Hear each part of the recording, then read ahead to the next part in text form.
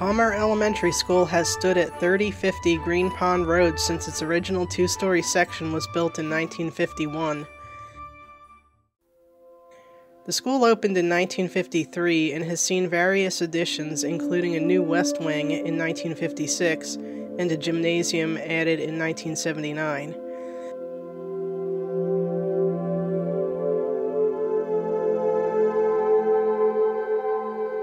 The last students left the school in February 2019, and the entire building is slated for demolition, with a new school being built on its location in coming years.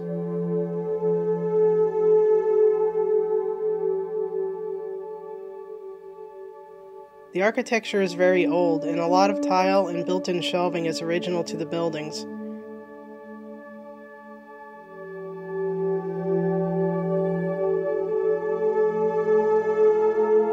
The 1951 cornerstone housed a time capsule that was sealed in 1953, and the stone along with its contents were on display during the farewell open house on June 8, 2019.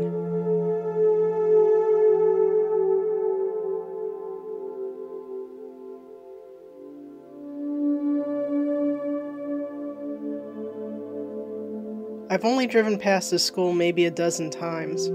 I was barely even aware that it existed. An abandoned school ready for demolition, which is open to the public to explore, is a dream for an urban explorer. So I was seeing the inside for the first and last time, all in one visit.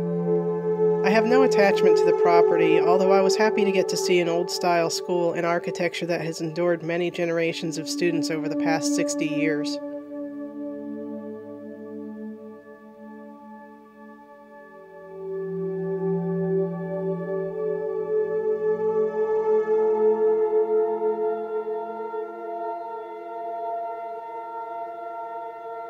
The floor plan of the school was very confusing and somewhat disorienting. It's not that it's overly complicated, but having been built in stages, it had many small sections with inconsistent hallways and staircases, and a few crossroads that make one question which way to go. It's built on uneven land and has descending hallways. It's said that the basement has a fallout shelter with heavy doors. I have no information at this time as to whether there is any asbestos in the building. It's somewhat amazing that 21st century kids have been attending a mid-20th century school that has seen very few upgrades, but I suppose that's just how minimal school budgets tend to be.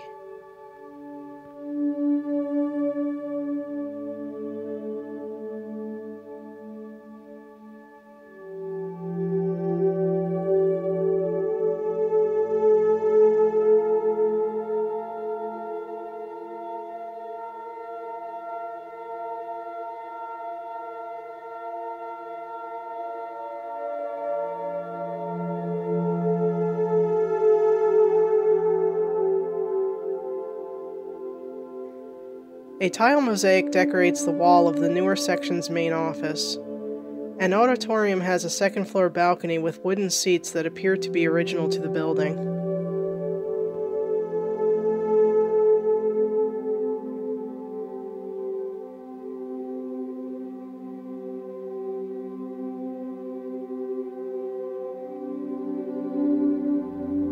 There were vendors on site selling memorabilia from the school. This included t-shirts as well as items that have been kept for many, many years, such as newsletters and booklets that were created by the students. They intend to offer bricks and other items for sale to the public. I do not have a full list of items or artifacts which will be for sale, nor do I have a list of any items that they intend to keep and preserve from the building, possibly transitioning it into a new building.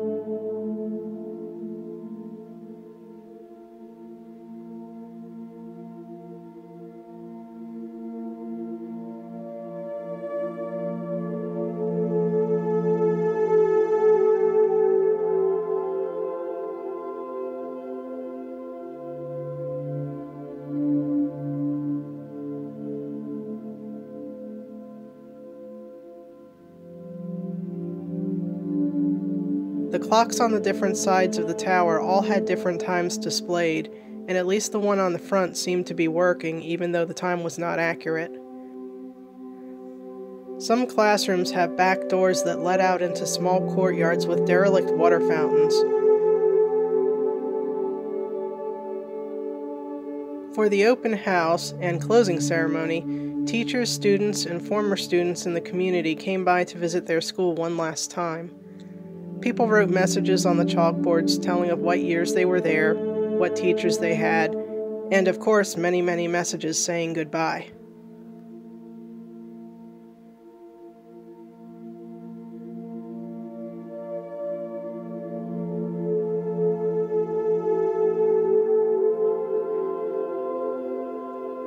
The building will be replaced by a modern school which promises to have a few throwbacks and retro elements to honor the original school. Information on the plans for the new school and progress of the project can be obtained through online searching.